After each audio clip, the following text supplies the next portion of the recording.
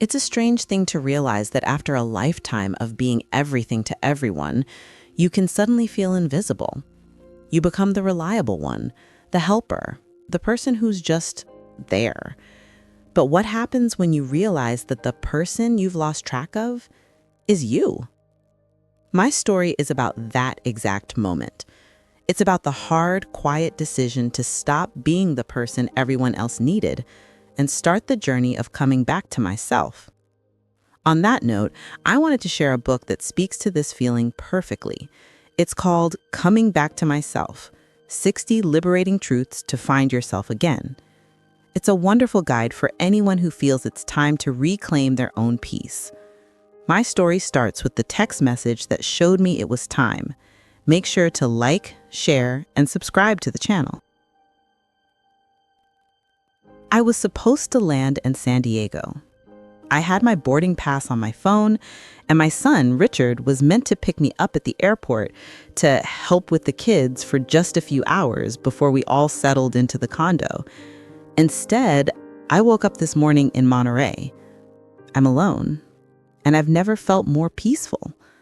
I'm sitting in a small cafe, the coffee is hot, and the air smells like salt from the ocean. I'm not in Southern California. I'm hundreds of miles north, in a place I chose for myself. Why?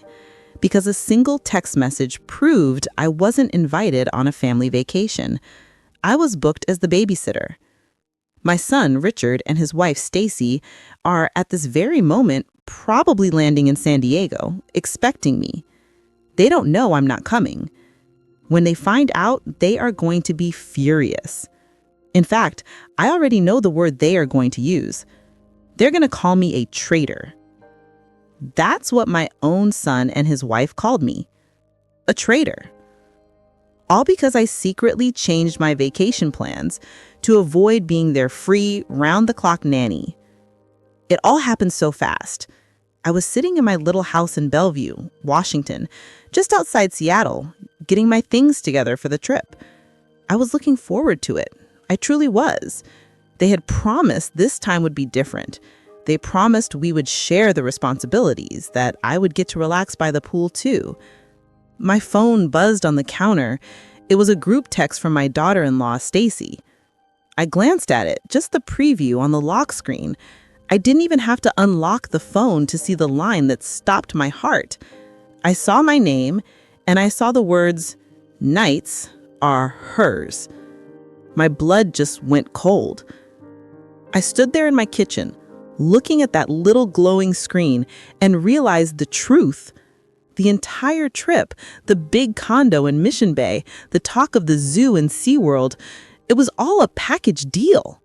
And I was the fine print. I was the built-in childcare so they could have their vacation. In that 1 second, every promise they made just evaporated. This story is about how I found out the full truth. It's about why I didn't yell or argue or cause a scene. It's about why I quietly went online, canceled my flight to San Diego, and booked a new one to Monterey. And it's about what happened when my son finally realized I wasn't at the airport waiting for him. What they called a betrayal, I called a boundary. It's amazing the clarity you get when you finally stop accepting what people are willing to give you and just take what you need. I needed rest. They needed a babysitter. We were at a crossroads. Wait till you hear the exact line from that text message that made me change my flight. The one that made me realize I wasn't family to them. I was staff. It makes me wonder, and I'd like to know what you think. Have you ever been invited somewhere only to show up and realize you were just there to work? Have you ever been treated like the help by your own family? To understand why I did what I did, why I changed that flight without telling them, you have to understand my normal life, and you have to understand the pattern that led to this. I'm 68 years old. I'm semi-retired now, but for over 30 years, I was the office manager at a small private dental clinic. I ran that office.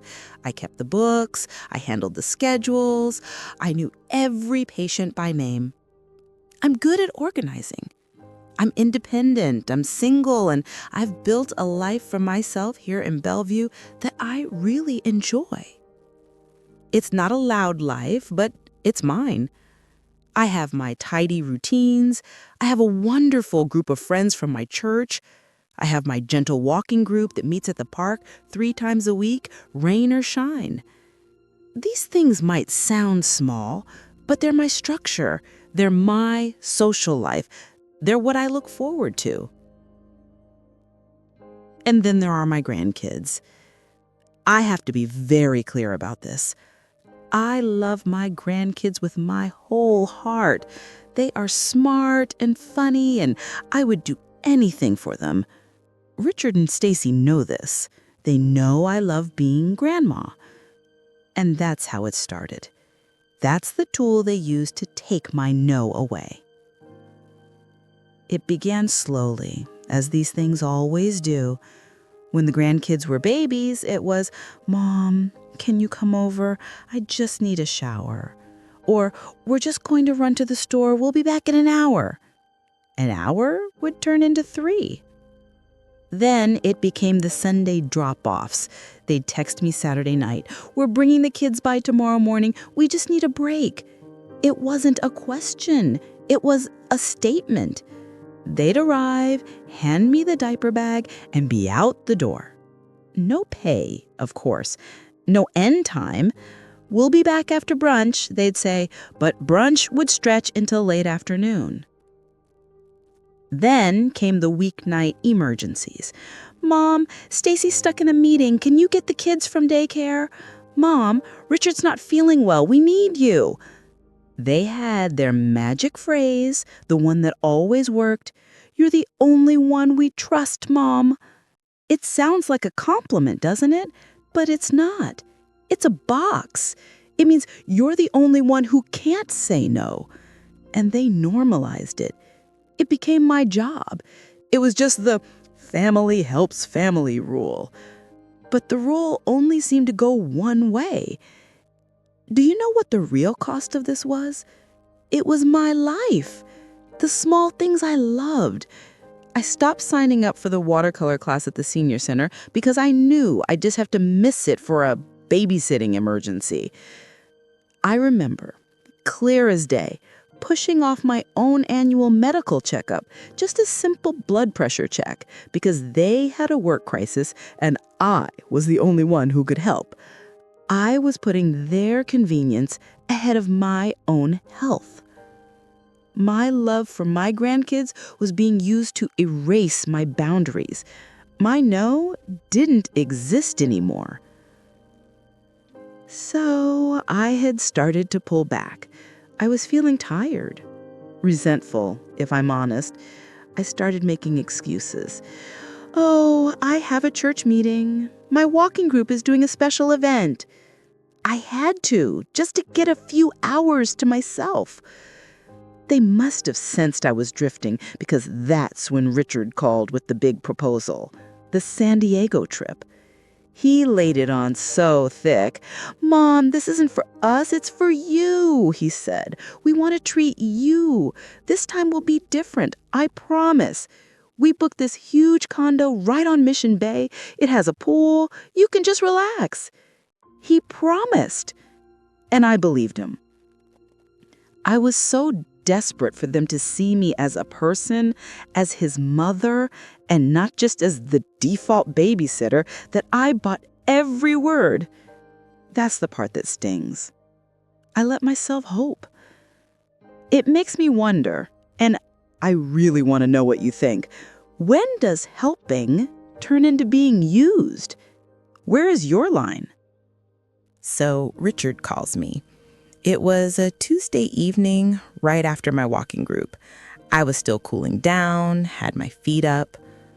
"Mom?" he said, and his voice had that enthusiastic sound it gets when he's excited about something. "You busy this October? How would you like to go to San Diego?" He presented it as a shared family vacation. He said he and Stacy were planning a big trip for the kids, and they really wanted me to be there, to be part of the memories. He said, "We want to treat you, Mom. You deserve a real break." I was cautious. I'll admit it. That word break sounds different to me than it does to them. But then Stacy got on the phone. She was all energy. "Oh, Melissa, you'll love it," she said. "We're going to take the kids to the zoo, maybe SeaWorld. We can do beach walks in the morning." It sounded lovely. It sounded like what a family does on vacation. I asked them flat out. I said, "Richard, you know I love the kids, but I can't be the full-time nanny. I'm just too tired for that anymore."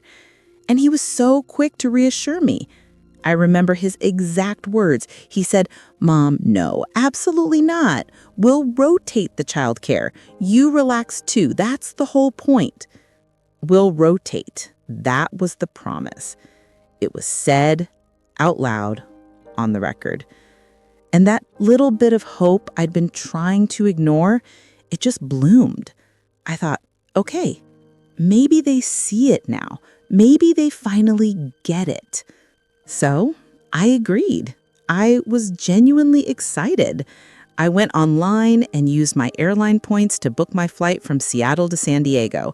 It felt good. Richard, on his end, booked a huge condo in Mission Bay, telling me it had plenty of room for all of us. But then the little things started, the little knots in my stomach.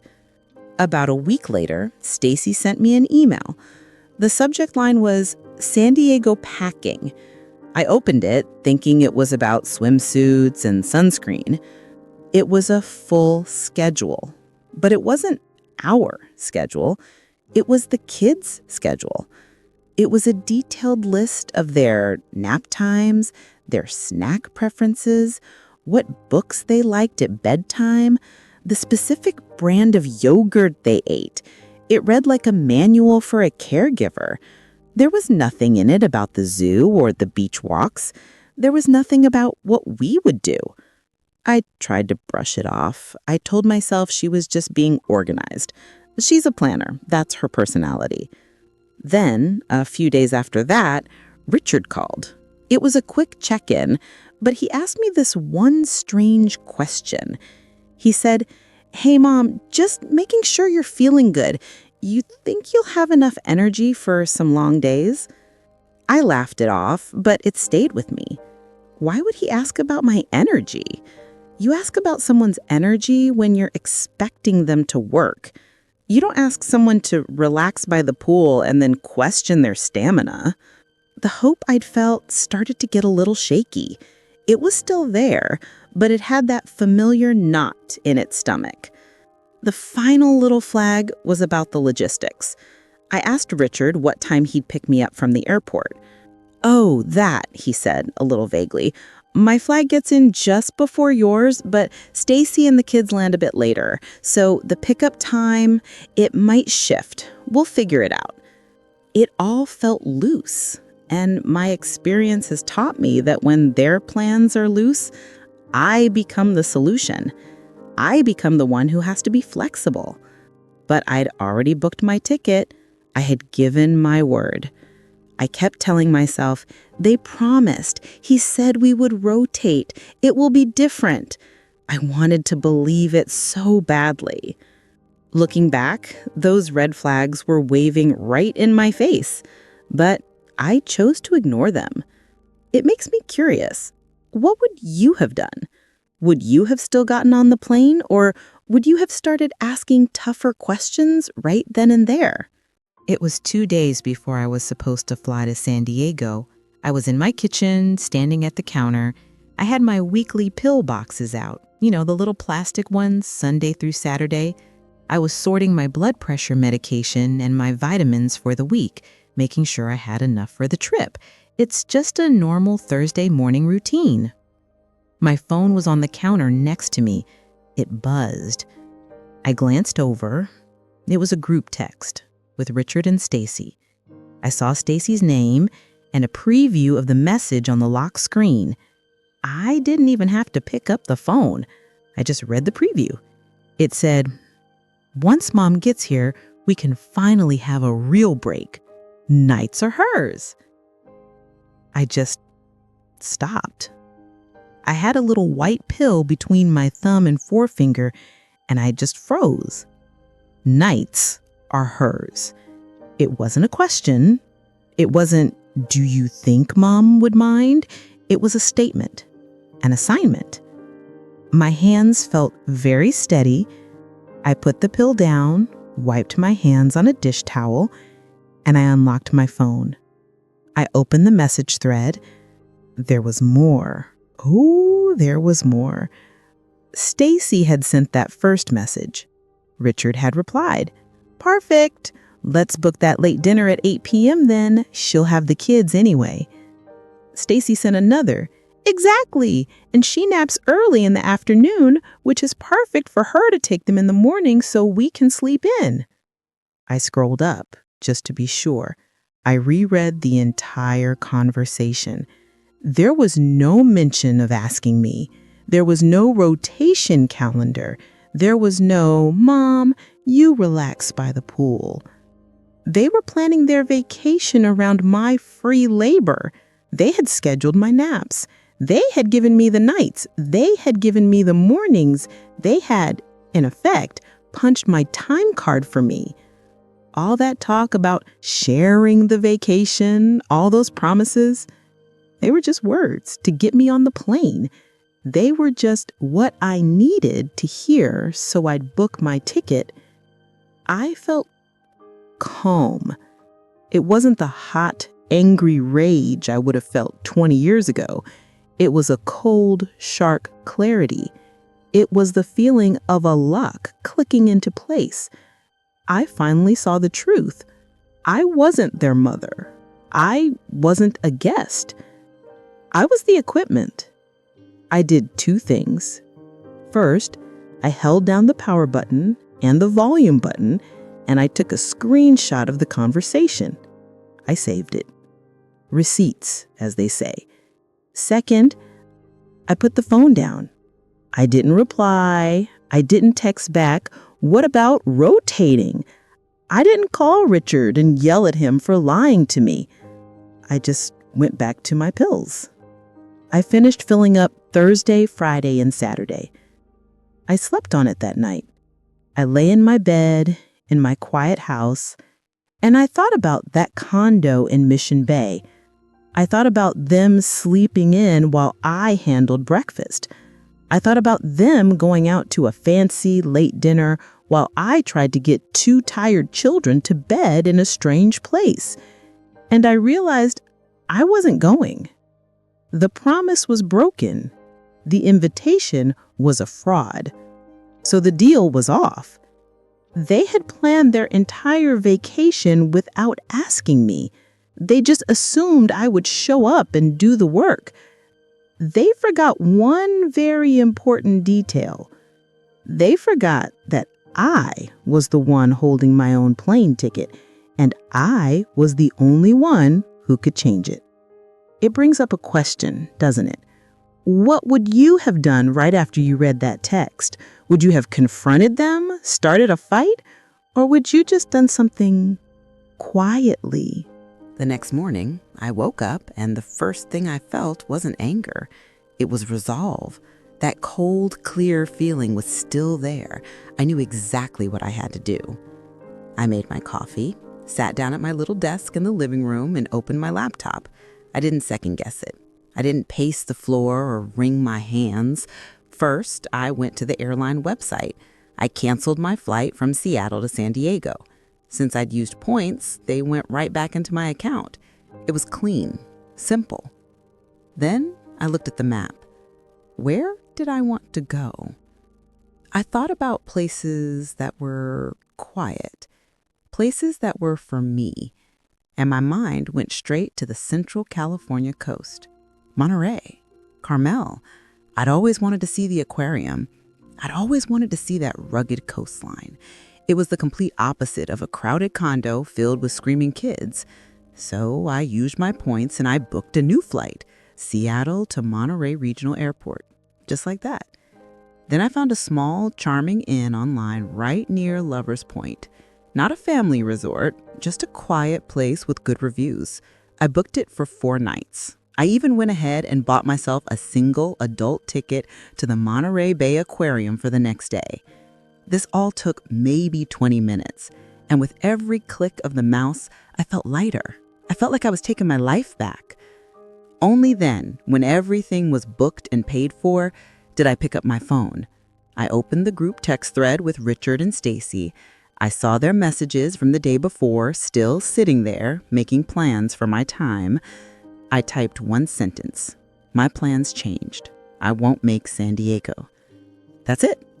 I didn't give a reason. I didn't mention their texts. I didn't lecture them or yell at them for lying to me. What was the point? The evidence was clear. An argument wouldn't change who they were, but I could change where I was. I hit send. Almost immediately, my phone started to buzz. A reply, then another. Then it started ringing. It was Richard. I looked at the screen. Then I pressed the button on the side of my phone and put it on Do Not Disturb. The silence was wonderful. I finished packing my bag. I drove myself to the airport. I checked my small suitcase, went through security, and sat at my gate reading a book. My phone was dark in my purse. I felt no urge to check it. I was, for the first time in a long time, not responsible for anyone else's feelings or emergencies. When I got on the plane to Monterey, I settled into my window seat. The flight attendant came by and I asked for a cup of ginger ale. I watched the clouds roll by underneath us. I just breathed. I breathed slowly. It was the deepest, most peaceful breath I had taken in years. I wasn't running away. I was running to myself. When I landed in Monterey, I got my bag and called a car to take me to my inn. It was only then, as I was checking in, that I finally switched my phone off Do Not Disturb. My hand was steady. It was an avalanche. 27 missed messages, voicemails from Richard, voicemails from Stacy. I scrolled through the texts. They went from confused, "What do you mean?" to frantic, "Mom, call me now, we're boarding," to furious. And there, at the bottom of the list, was the one word that stung, the one I knew was coming, from my son. Traitor. It's a terrible word. But as I stood there in that quiet hotel lobby, I looked at it and I thought, no, I'm not. It does make me ask, though, is a quiet exit like that better than a big blow-up conversation? What would you have done? I got to my room at the inn. It was lovely, clean, quiet, with a nice armchair by the window. I set my suitcase down and took a deep breath of the fresh sea air. I decided to listen to the voicemails. I had to know what I was dealing with. The first few were from Richard, and his voice was frantic, just pure panic. "Mom, where are you? I'm at baggage claim. Your flight landed. Call me." The next ones were from Stacy. Her voice wasn't frantic. It was sharp. It was angry. "Melissa, this isn't funny. We are at the airport. The kids are tired. You need to call us right now. We counted on you." We counted on you. Not, "Are you okay?" Not, "Is something wrong?" Just, "You have failed in your duty." As I was listening to the last one, my phone lit up with a video call request. It was Richard. My heart gave a single hard thump. This was it. I had a choice. I could ignore it, or I could answer it and be done. I decided to be done. I smoothed my shirt, sat in the armchair, and I answered the call. Their faces popped up, and the contrast was almost funny. I was sitting in a peaceful, lovely room. They were in a car, looked like a rental, and the background was chaotic. The kids were crying in the back seat. Richard was driving and looked stressed out of his mind. Stacy was holding the phone, and her face was like stone. "Mom, where are you?" Richard yelled over the crying. "Are you still at the airport? Did you miss the flight?" "No, Richard," I said. My voice was very calm, It surprised even me. I'm not in San Diego. Stacy's eyes narrowed. What do you mean you're not in San Diego? We saw you sent that text. Where are you? I'm in Monterey, I said, just as calmly. Monterey? Richard shouted. Monterey? What are you doing in Monterey? Our vacation is in San Diego. We're here. We're waiting for you. No, Richard, I said. You're on vacation. I was scheduled to work. Stacy cut in. What are you talking about? We invited you to come with us. This was the moment. I didn't raise my voice. I just looked right into the camera, right at her, and I read one single line from the text messages I had saved. I said, I read your text, the one that said nights are hers. There it was. Complete silence from their end. The only sound was one of the kids sniffling in the back. Stacy's face went pale. Richard just looked confused, then angry. He was caught. So what? Stacy finally snapped. You're just going to abandon us? You're going to ruin the kids' vacation because you had to help a little? You lied to me, Stacy. Both of you. You promised we would rotate. You promised I would get a break. But you had me scheduled for mornings and nights. That's not a vacation. That's a job. Then it came out. You're a traitor, Mom, Richard said. His voice was low. You betrayed us. Our dinner plans are ruined. The whole first night is ruined. He wasn't angry that he lied. He was angry that his plans fell apart. I had one more thing to say. I came to rest, not to work. And with that, I looked at them and I said, I hope you have a nice time. Goodbye. And I ended the call. I turned the phone completely off and put it in my purse. That evening, I had a quiet dinner. I was just settling in for the night when there was a knock on my hotel room door. It startled me. My first thought was, did he fly up here? Did Richard actually come here? I went to the door and looked through the peephole. It wasn't Richard. It was a young man from the front desk holding a vase of flowers. I opened the door, but only as far as the security chain would let it go. Can I help you? Ma'am, he said, a delivery for you. He passed the flowers through the gap. They were roses. The card was from Richard. It didn't say, I'm sorry. It didn't say, we lied. It said, please reconsider. They still didn't get it. They weren't apologizing. They were just trying to get their babysitter back. I kept the door chain on. I took the flowers, thanked the young man, and closed the door. I was safe and I was in control. I knew then that this wasn't over. But as I went to bed that night, I had a feeling that the worst part was done. I wondered what they would try next. Tomorrow morning, I figured, the tone of their messages would probably change. It really makes you think, doesn't it? Have you ever been called a bad name just for holding a boundary that you needed for your own sanity? I put the roses in the little ice bucket with some water, but I didn't look at them. That note, please reconsider, told me they still thought I was just having a tantrum. They thought I could be bought off with flowers. The next morning, I woke up and I didn't check my phone. I went out. I had breakfast at that little cafe I'd found, and I walked down to the water. The air was cool and clean. I was going to have the day I had planned for myself. I went to the Monterey Bay Aquarium. I had my ticket and I walked right in. I spent 3 hours in there. I watched the sea otters. I stood in front of that giant kelp forest display, just watching the fish and the light. It was so quiet. It was just the sound of the water and my own thoughts. I felt my shoulders, which had been up by my ears for days, finally drop.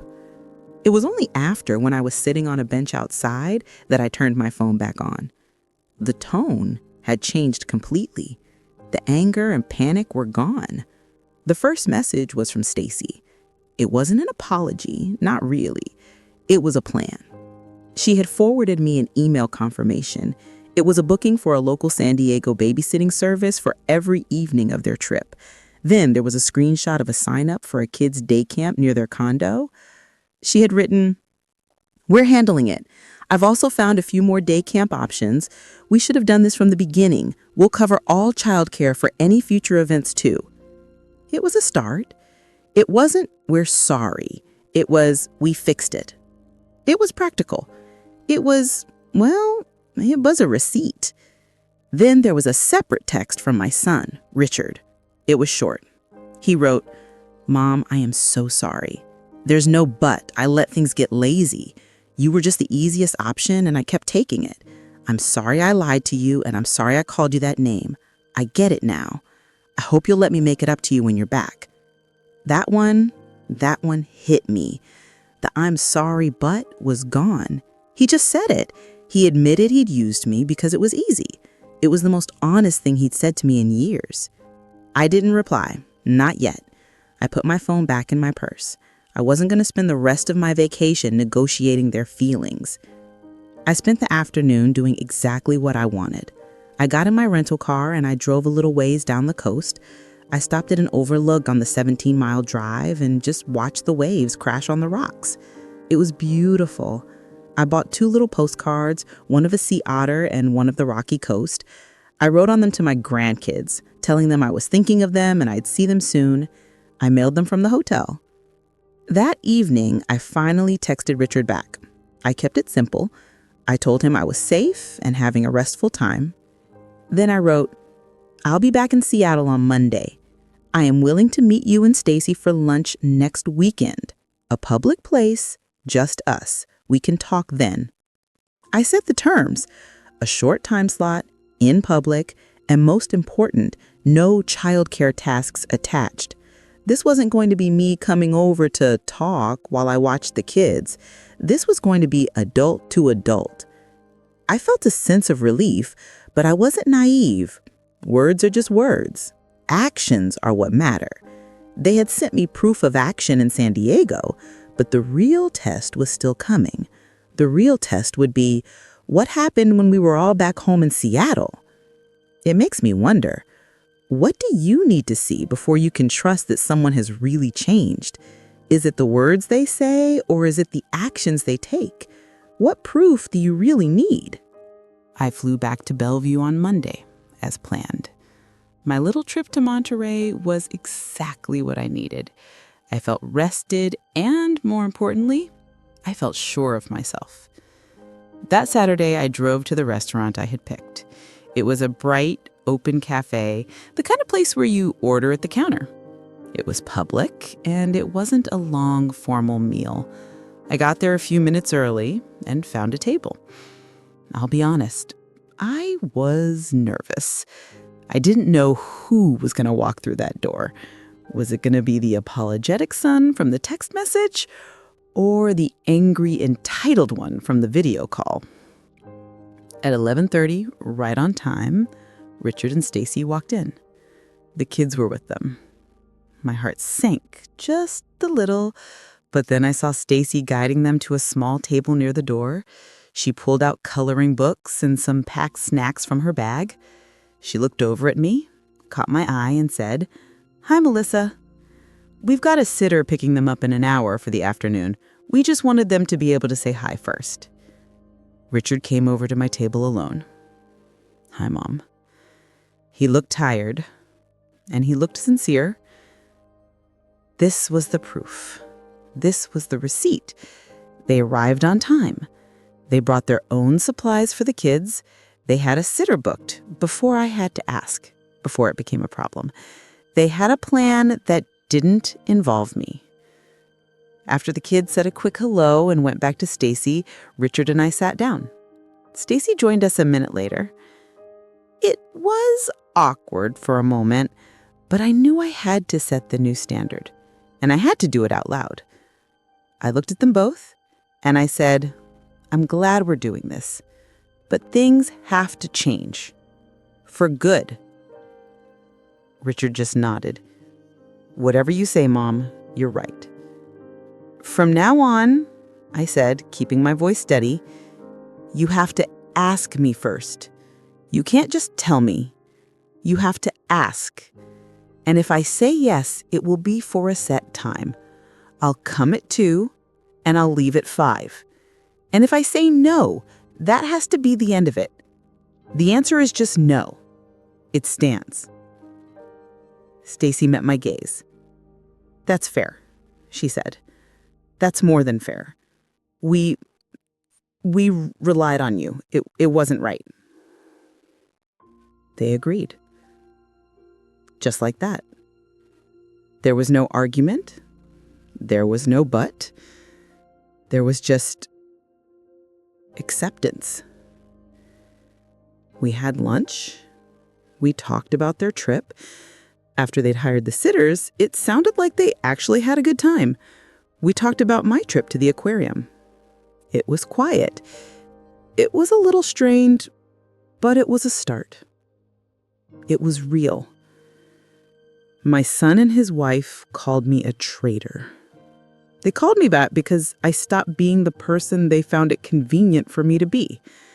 I had to become a traitor to their expectations to be true to myself. My closing thought is this. We all talk about love. Family helps family. We love you. But love works so much better when respect is part of it. And sometimes that respect has to be measured. You have to measure it in calendars. You have to measure it in cost and in who is paying it. Love isn't just a feeling, it's an action. It's making sure the people you love still have room to be themselves. And that's my story. It's left me with so many questions, and I would be so grateful to hear your thoughts on this. Where do you draw the line between helping and being used? What's the boundary for you? If you had been on that video call, what sentence would you have said? And what about my decision? Should I have confronted them before I changed my flight, or was the quiet pivot the right move?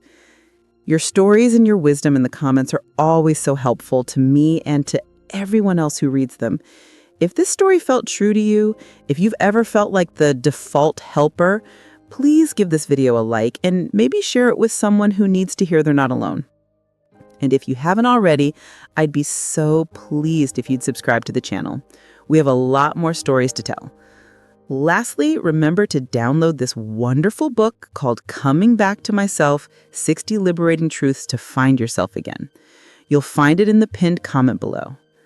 Now, if you like the story, go ahead and click on the next video appearing on your screen because in it is a story of betrayal and revolt like you've never seen before on Her Kind Stories.